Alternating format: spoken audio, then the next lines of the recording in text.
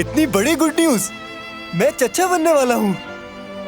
मैं जानती थी बेटा, देखा मैंने कहा था ना, मुझे पता था महाराज, मेरे बच्चे।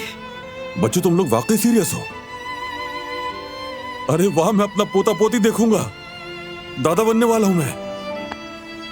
अम्मा जान, कुदरत बेटा, मैं दादा बनने वाला हूं। हाँ, शुक्र है मेरे अल्लाह का। खुशखबरी मुबारक हो बच्चों। शुक्रिया अहमद चाचा।